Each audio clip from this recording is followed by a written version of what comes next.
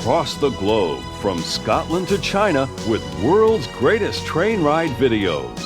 Experience the breathtaking thrill and adventure of authentic train travel as you follow the tracks to unique history, fascinating people, and breathtaking scenery. All aboard!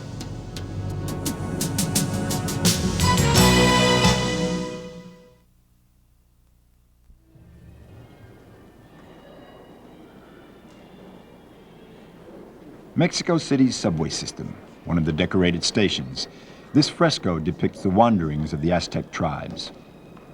Victorino Abundus Chavarria, 37 years old. He's an engineer for the Mexican Railroad.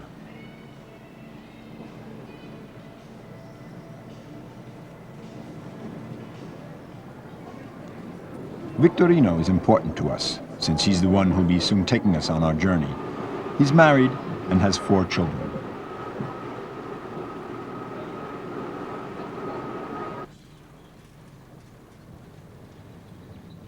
Five o'clock in the morning, Mexico City's Central Station. We're off on a very long trip to the other end of the country.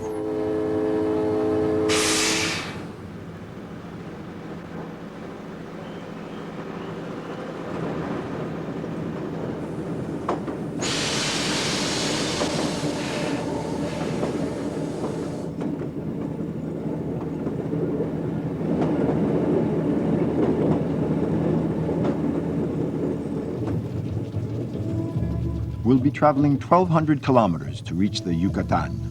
That's where the Mayan civilization was born, flourished, and died out. We'll have to forget the way we normally think. We're heading somewhere else, light years away from our usual modes of thought. All Souls Day has laid the groundwork for us.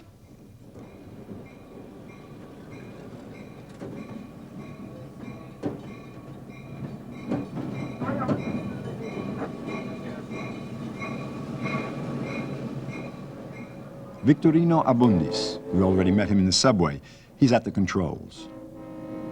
Caution, many of the level crossings don't have gates.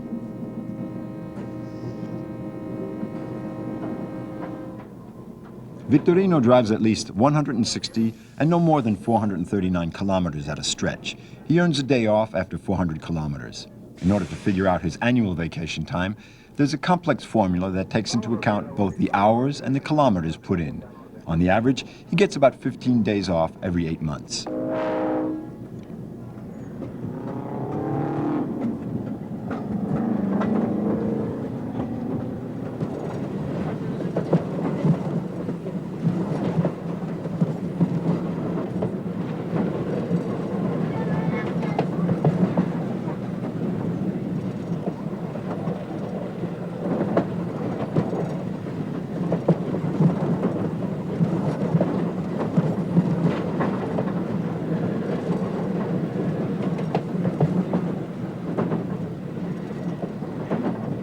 Maximum speed, 90 kilometers an hour. Average speed, 60.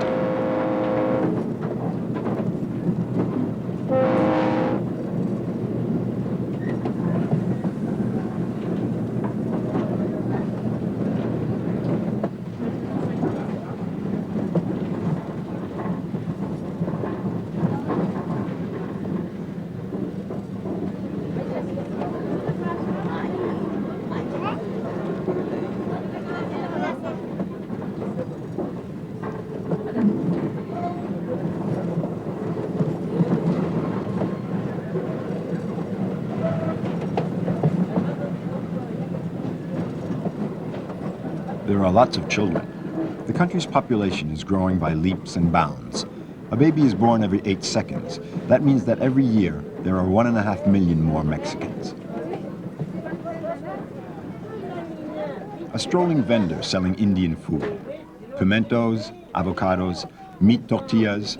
Tortillas are flat corn pancakes.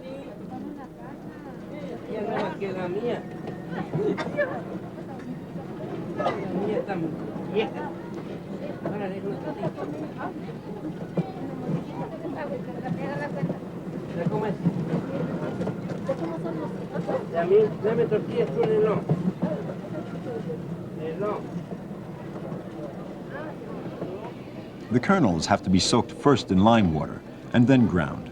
Because corn can't be made directly into bread, the limestone is the binder. It also saves Mexican children from rickets by supplying the calcium needed for healthy growth. The dough is then rolled into tortillas,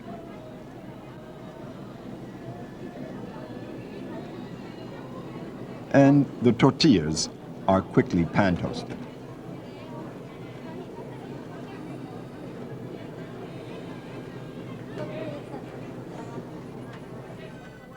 We get off the train in Mérida, the capital of the Yucatan.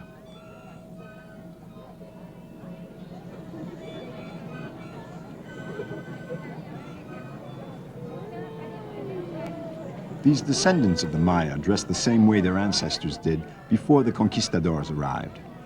These long tunics embroidered with flowers are called huipil. Strong jawlines, broad flat noses, rugged faces. Here again, nothing has changed since time immemorial.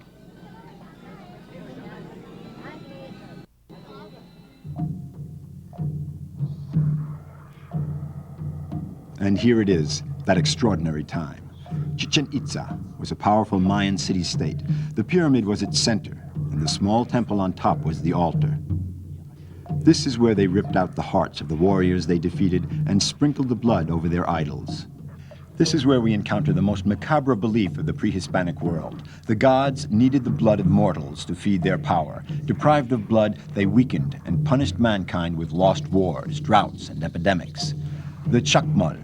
It's believed that the priests placed the still-beating hearts on the belly of this angry-looking idol.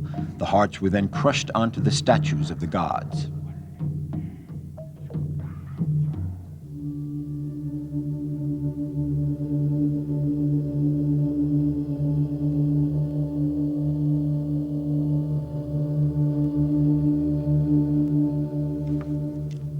There was also a ritual ball game with a complicated set of rules.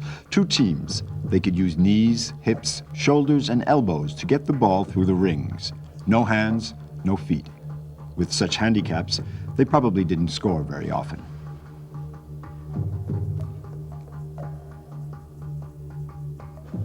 In the end, it didn't matter, because everything was symbolic for this civilization steeped in religion. The important thing was that each game would end with a human sacrifice. One of the players was decapitated. Was it the winner or the loser? He was not a victim. By giving up his blood, he became part of the cosmic forces. He offered himself up in sacrifice so that the sun would continue its journey across the sky, so that the never-ending cycle of the seasons, the rains, and the crops would be perpetuated. This stone ledge, the Tonpancli, is where they impaled heads on spikes, thousands of them. The city was proud of its massacres. We are revolted by this morbid superstition, but for the pre-Columbian Indians, they were contributing to the balance of the universe.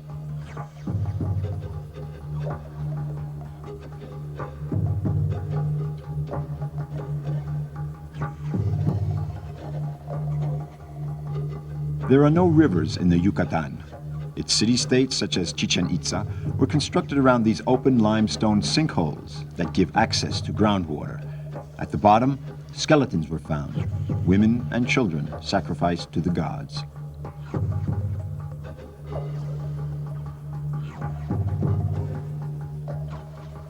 Here we see an effigy of the all-important rain god, Tlaloc, who here in the Yucatan had a trunk-shaped nose.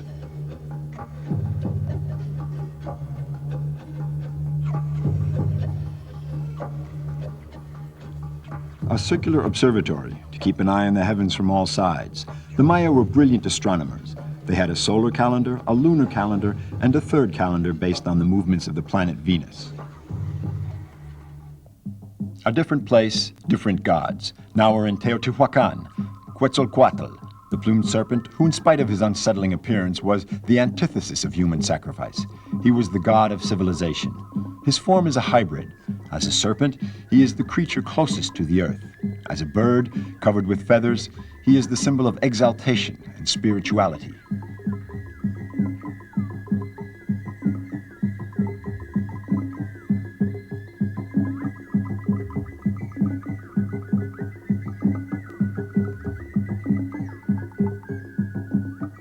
Next to the plumed serpent, we see Tlaloc, the rain god, who in this instance does not have a trunk-shaped nose.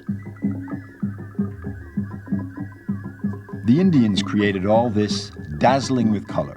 All the pyramids, temples, bas-reliefs, and statues were painted. The sacred sites were like rainbows. There were bright colors everywhere.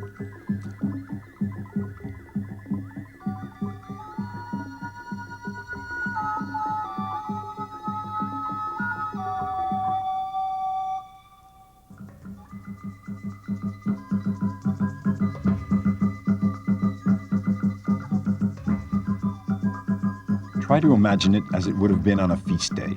These stairs, the platforms, the sides of the pyramids, covered with a throng of plumed warriors carrying weapons of shining obsidian. The ecstatic crowd of pilgrims, waving their flowers, carried away by the rites of the priests with their extravagant makeup.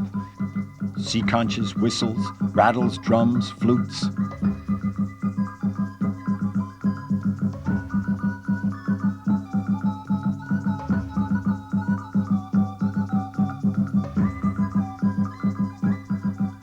This bas-relief of a warrior's procession will perhaps stimulate our imagination.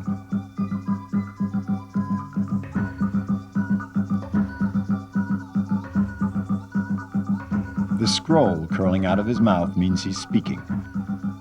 What is he saying? Unfortunately, we'll never know. The most monumental pyramid in the Americas is the Pyramid of the Sun. But there were no humans sacrificed at its summit. It would have been unthinkable in the sacred city of the plumed serpent, the deity who brought man's civilization.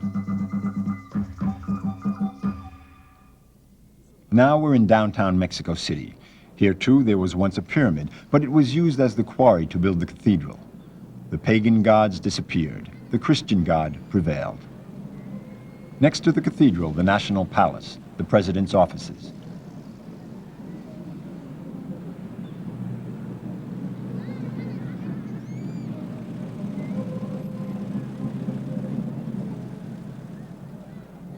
On the square, a reminder of the Aztec Empire. Are the pagan gods really dead?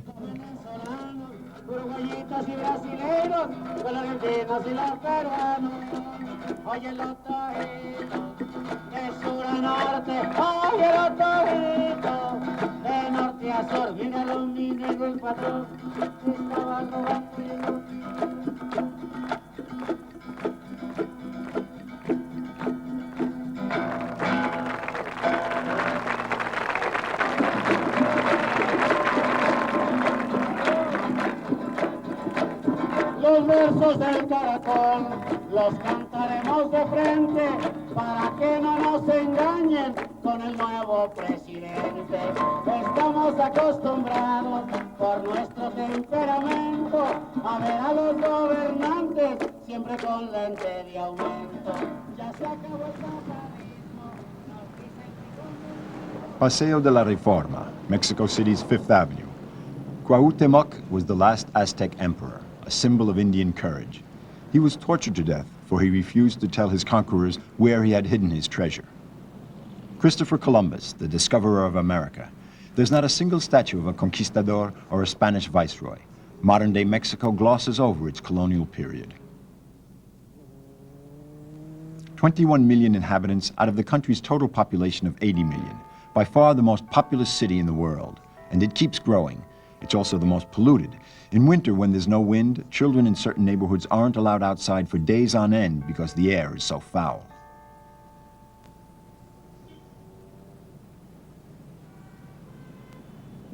The architectural avant-garde right next to the Angel of Liberty, a replica of the spirit of the Bastille. This part of the city was laid out with Paris in mind.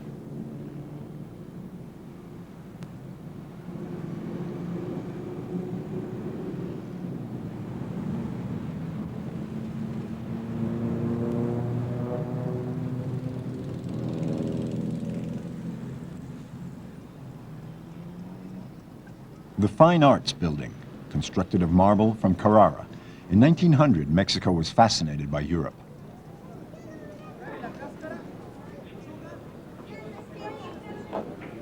On Sundays, everything comes to a standstill. Mexico City's residents wonder where they can go in their overpopulated town.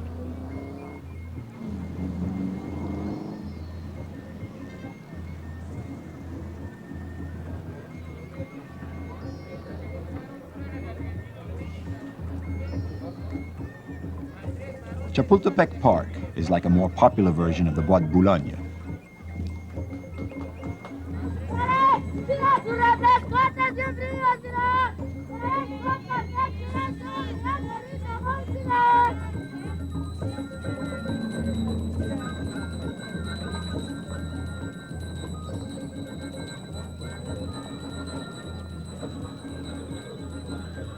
Chapultepec, which means Grasshopper Hill, was the Aztec emperor's country home. The Spanish viceroys used it for the same purpose.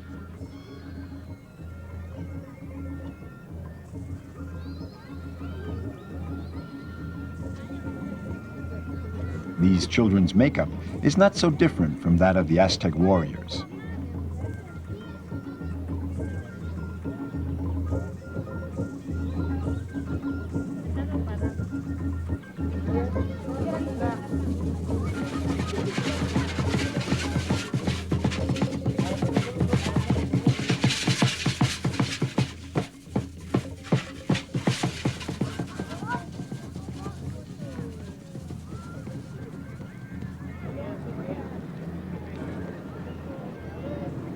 As night falls, we find ourselves in Garibaldi Square, a mecca of Mexican culture. It's an outdoor musician market. Here you can find mariachis for hire, traditional bands specializing in banquets, weddings, and serenades. All up and down the avenue, they wait for customers.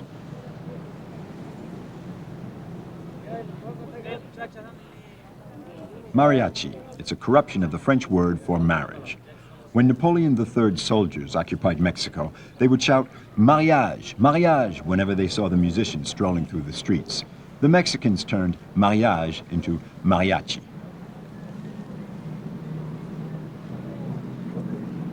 The mariachis dress like the great rancheros of the 17th and 18th centuries. Impeccable boots, silver-buttoned trousers, a bolero jacket. Altered and made more practical, this became the uniform of the USA's legendary cowboys.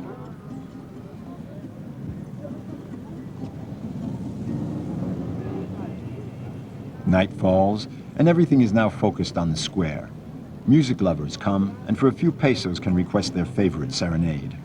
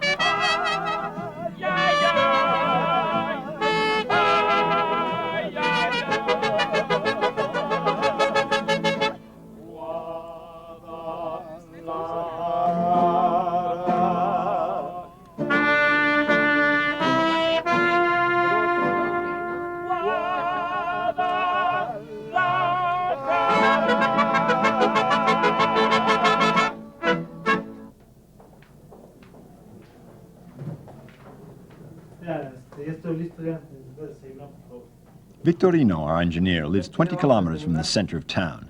He has 4 children. Andrea, the youngest, is 4, and his wife Sylvia is expecting. Breakfast time. He's 37 years old. He'll retire when he's 60, and he's already saving up to buy a little grocery store.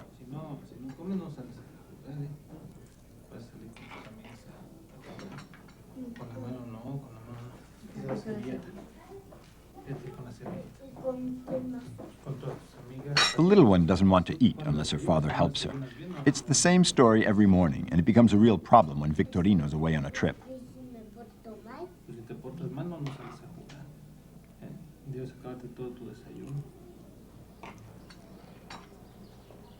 The building is under the protection of the Virgin of Guadalupe. Yes, we meet her again. It's hard to find a Mexican home without her image.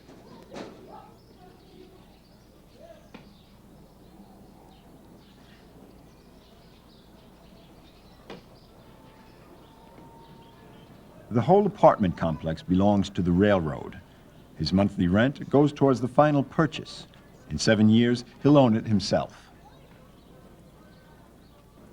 This is a new train, more luxurious, the Estrella, Star Service. Tickets are checked as soon as you board. Everyone has to have a reserved seat, so there are no passengers left standing.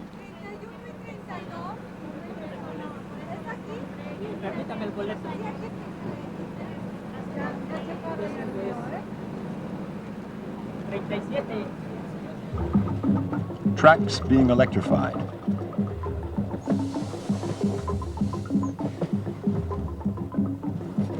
Direction, northwest.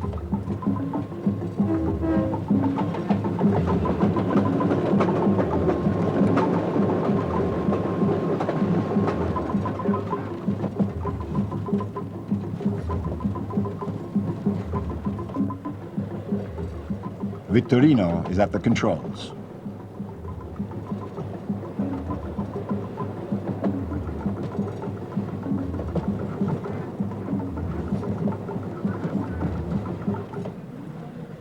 The Mexican Railroad doesn't even try to compete with the buses and planes. It fell way behind because for so long it received no subsidies. So they emphasized the service and comfort. Breakfast, lunch, and dinner are included in the price of the ticket.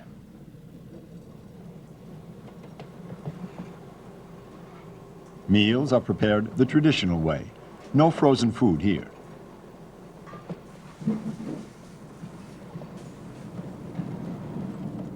You can also have your meal brought to your seat.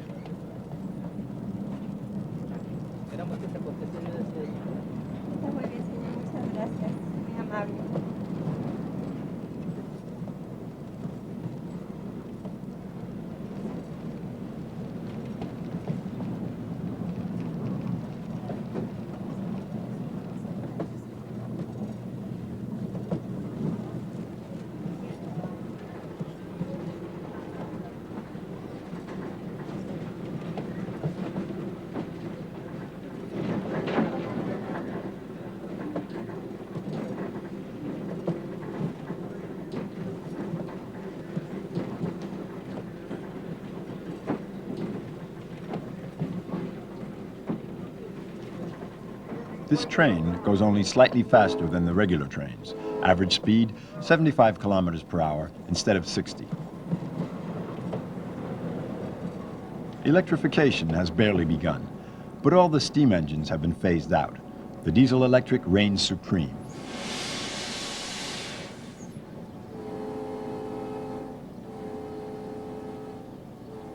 We get off the train 400 kilometers from Mexico City in the town of San Miguel Allende.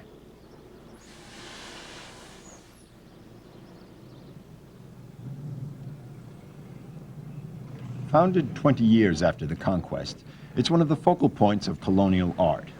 It was a strange period, lasting from the 16th to the 19th century. Spain was sinking into decadence. Mexico was bursting with prosperity. The cornerstone of the whole system, the church. For a period of 100 years, between the 17th and 18th centuries, a new chapel, church, or convent was consecrated every week. A world record.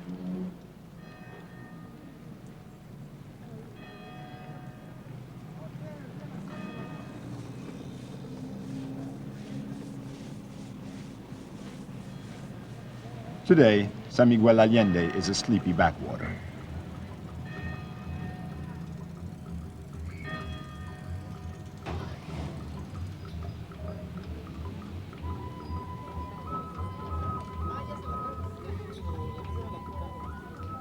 They came in from the country early in the morning. They gather in the public park just across from the parish church. It's the meeting place in every Mexican town and village. This is where we should settle in and let ourselves be charmed by the show.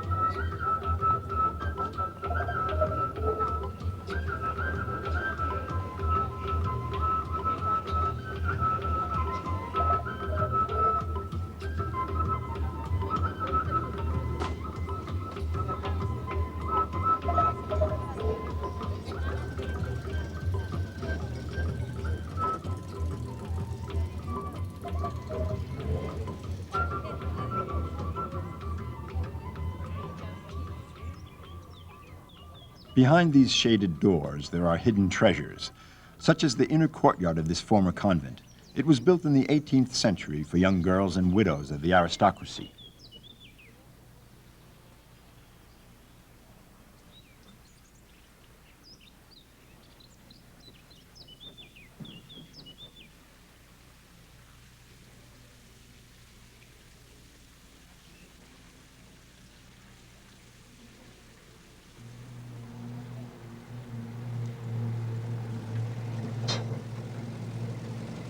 The Church of San Francisco.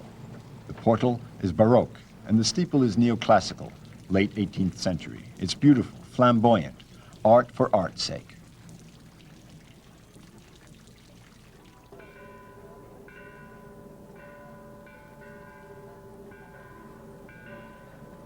That wasn't always the style, as you can see from this superb monastery in Acolman, not far from Mexico City. It was one of the first churches built. In front of the facade, an open courtyard. Newly converted Indians would congregate there because they were afraid to enter a building constructed of stone. In fact, all pagan worship took place outside. They were afraid the arches would fall on their heads. Likewise, Mass was said for them from this open chapel. Grandeur, yet simplicity. This style suited the mendicant orders, the Franciscans, Dominicans, Augustinians, Mexico's first evangelizers. The church itself should be a silent sermon, a very humble approach of the faithful towards God. At Taxco, it's the exact opposite. The church dominates, imposes itself. It lords over the city with its ostentatious pomp, its extravagance.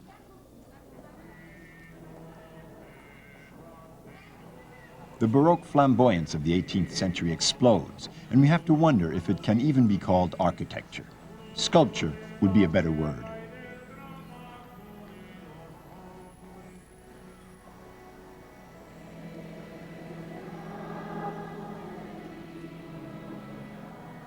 José de la Borda, a silver mine owner, had this masterpiece constructed. They think he was a French adventurer born in Gascony.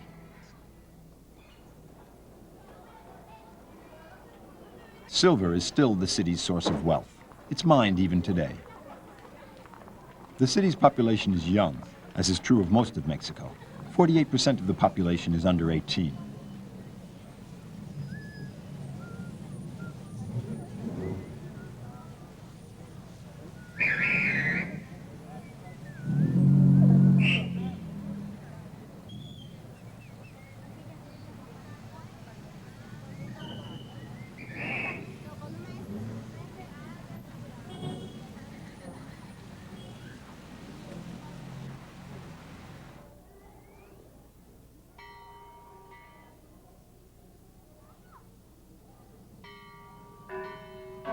The streets are deserted.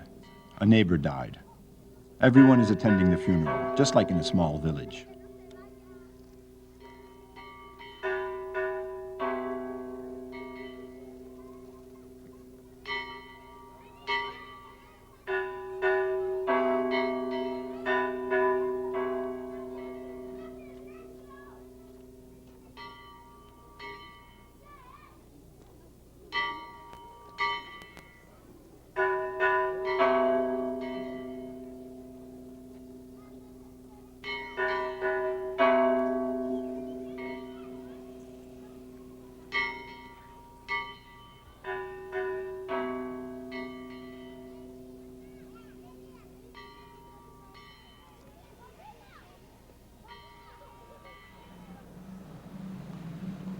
Another colonial city, Mérida, in the Yucatan.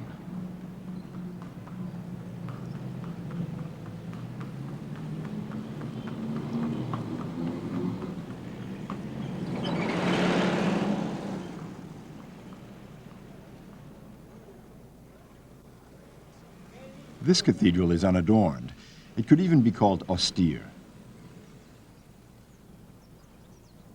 Just after the conquest, when they were still afraid of Mayan uprisings, the churches were like fortresses.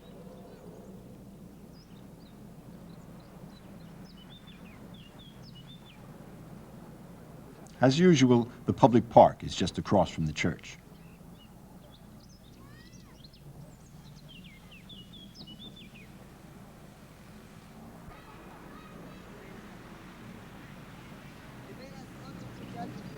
The hammock is the specialty of the Yucatan. This is actually where it was invented.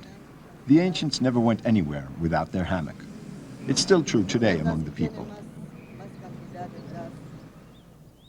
The house of Montero's conquistador.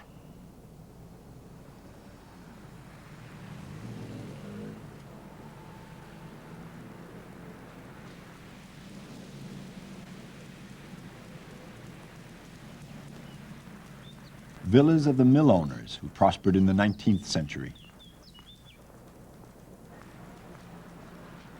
We're about to get underway again.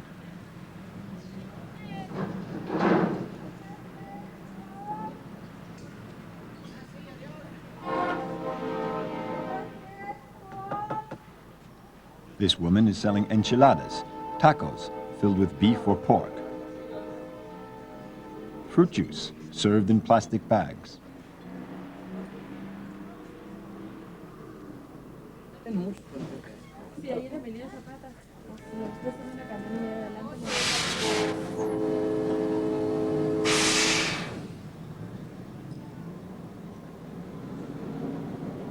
We're headed back north, not far from Mexico's border with the U.S.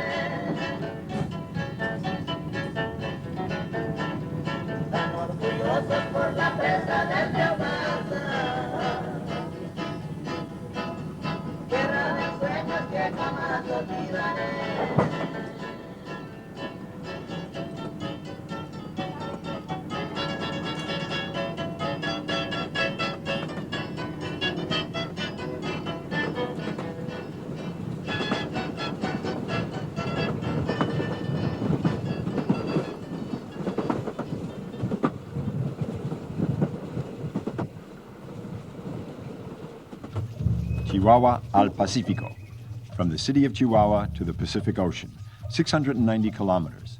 We'll cross the desert-like folds of the Sierra Madre.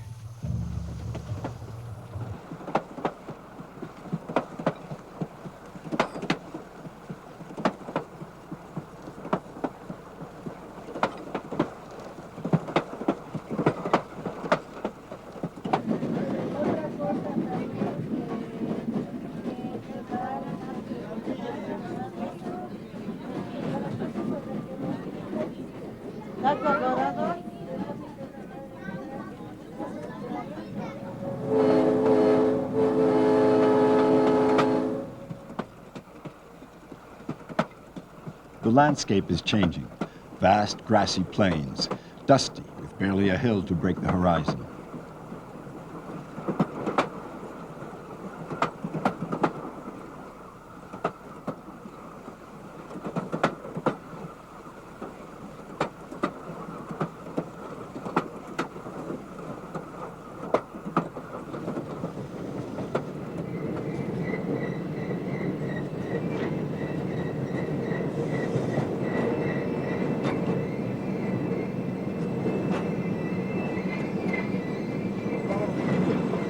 We pull into Krill. We're already in the Sierra Madre.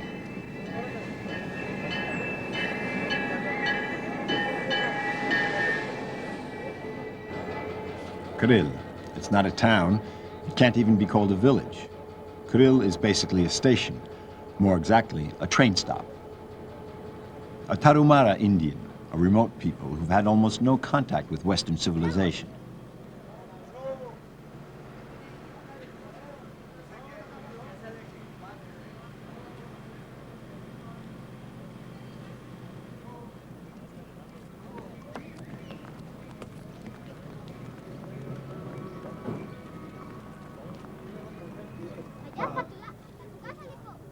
All the activity is centered around the station.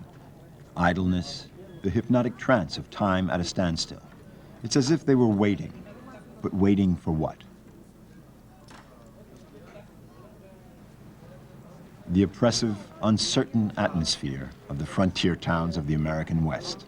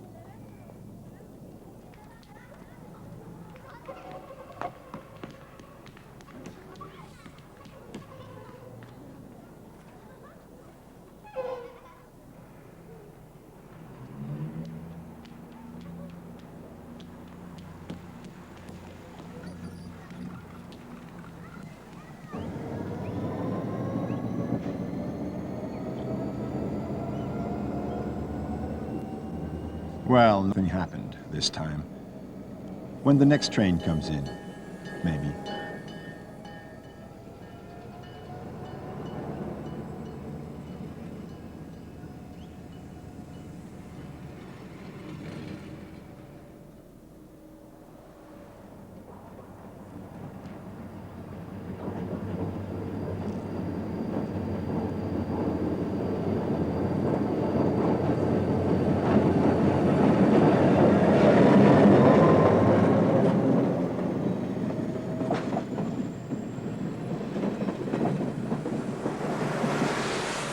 Now and for some time to come, we won't meet a living soul. Construction of the line began in 1897 and was finished in 1961. A series of bankruptcies on the part of private companies and the long and bloody Mexican Revolution dragged out the work for 64 years. When there was finally a stable government, it took matters into its own hands.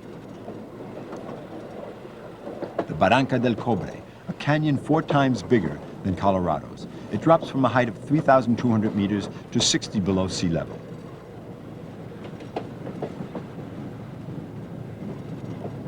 "82 tunnels, 220 bridges.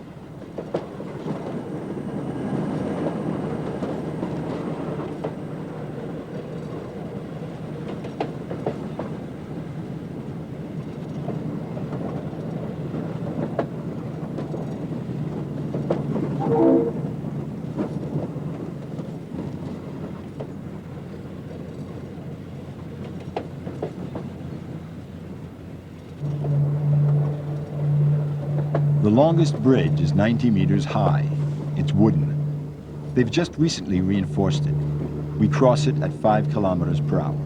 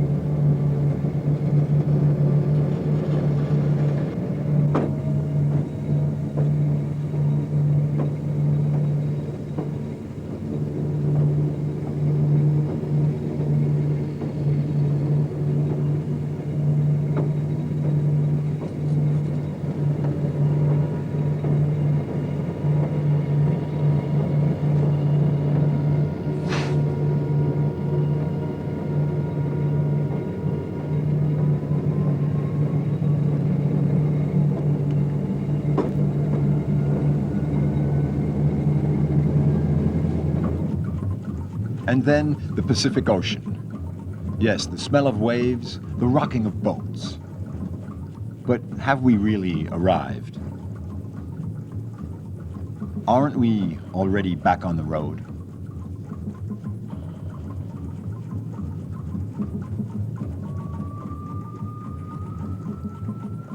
The journey has made us dizzy.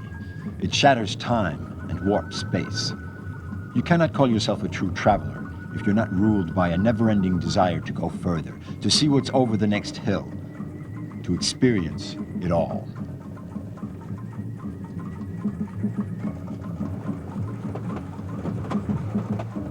The railroads endeavor to unite the universe. Will they ever succeed? Let's hope not.